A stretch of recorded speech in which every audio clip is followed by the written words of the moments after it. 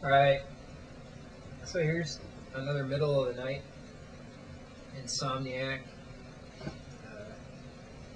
video for me.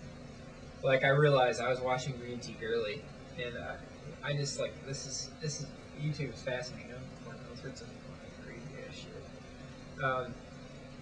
But I was and I realized I like say yo and real life and so and all that shit okay all the time. Probably just as much as she does. I hope I have a few more brain cells. Yeah, the drugs. Guy in recovery, you don't have a whole brain. Anyway, I had a really nice night on YouTube. Somebody commented on my profile, which is the first time, which is kind of nice. And she's a singer-songwriter. She has a very nice voice. Um, I the only thing I was trying to get some constructive criticism. So if you're watching this Saturday, like I wasn't trying to dish you at all. Like I'm not sure because I know from experience with microphones that you can get basically two different keys going on almost with a cheap microphone trying to just record it, off of your video camera or whatever. It can get real tricky. Actually, I've heard of people like getting seriously pissed in studios because these expensive microphones aren't recording everything in tune. Like, just as an exercise, it's kind of good for your musical ear too. Like, listen, go like rent the sound of music. Which, by the way, like if you play that around me, I will either hide or kill you. I'm not sure. It just depends on how big you are. But to make a long story short, if you listen to it, it is so fucking sharp and discordant, and like I said, and because of the way it's recorded and because of how old it is and how many times it's been switched from analog to digital, that it's enough to make me go insane. But you gotta remember, I was born with perfect pitch. So, okay, let me tell you something about being born with perfect pitch. I'm trying to get more into my screen here. Being born with perfect pitch is really good in some ways because, like, I can sit down and I can play. I generally use a pitch bite because, like, if I try to, like, come up with E off the top of my head, the odds aren't good. I mean, no one's pitch is really that good. But, no, I use the pitch bite. My dad has a good pitch bite that he bought with his guitar. And then I can just, play harmonics right up the neck and boom, it's done. And if I want to drop the and boom, I'm right there. Like, I never have any trouble with it. I can tune while I'm playing. I have no trouble with it. That's really great. But there are other things about having perfect pitch that suck ass. Like, one of the things, like, you have to understand, like, I try to support my local community and all this stuff, but when I go to the Dayton Philharmonic, it is crass sounding to me. I mean, really crass sounding to me. For most people, I mean, the Dayton Philharmonic is like leaps and bounds better than it was 10 years ago. But I mean, for most people, it's an enjoyable experience. For me, it's like meals on chocolate. I also, like, on another note, I think I talked about this in another video, but I don't give a shit. I'm going to tell the story again. I bought a very expensive CD of Mozart sonatas, violin and piano sonatas, and it was Daniel Barenboim, who was an excellent pianist, and Itzhak Perlman, who, in spite of his age, I mean, you can't play like with nearly the virtuosity at Itzhak Perlman's age on violin that you can when you're young. But anyway, for whatever reason, that CD, I don't know if, like, Itzhak Perlman had a problem with his violin, or if the it's probably the recording studio fucked it up. All I know is that it is nailed on a chalkboard, and those are beautiful Mozart sonatas, and I cannot listen to it without going crazy. And it was an expensive purchase. Double disc set.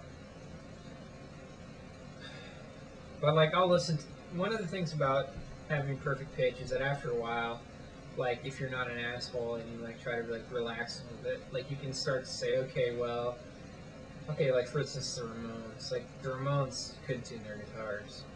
Like, when they did some of their later recordings, the guitar work got a lot stronger. The Ramones were never really interested in like being virtuoso musicians. They just wanted to play 3/4 pop songs and have a good time. And there's nothing wrong with that. I love the Ramones, and some of their lyrics are fucking hilarious. It's great, um, but like,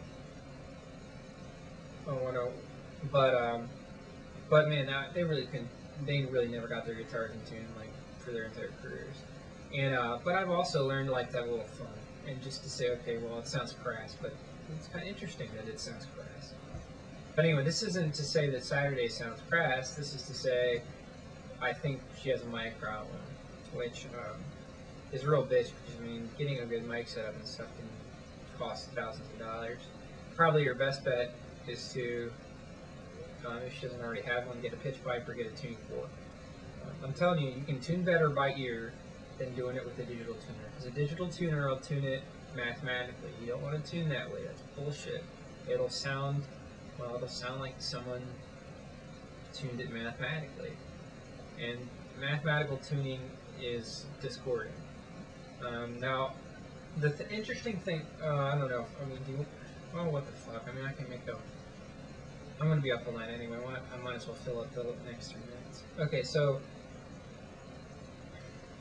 Okay, back in the day, like Haydn, Bach, really seriously with Bach, they didn't have any standard of tuning when Bach was around. Tuning was sort of, well, first of all, I mean, if you look at like a musician's manual or something from those days, there's F sharp and G flat are 2 different notes, or E sharp and F, 2 different notes.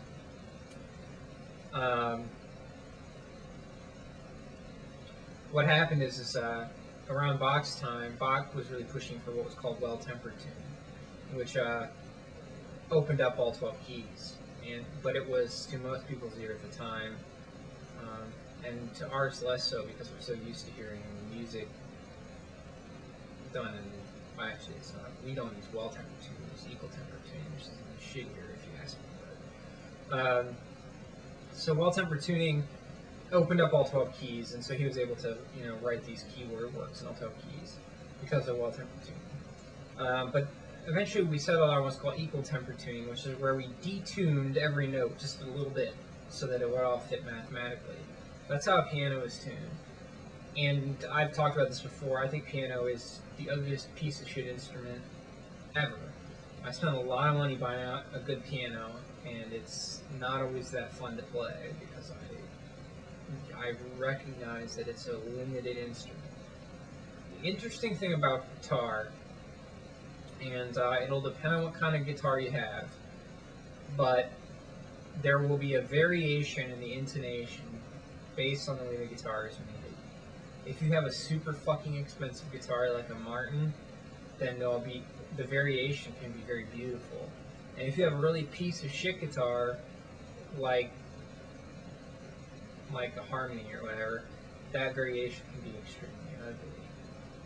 But since most people in rock and roll play the same guitars, which is usually either the Gibson Les Paul or the Strat, you hear a very standard sort of intonation, which has nothing to do with equal tempered tuning generally.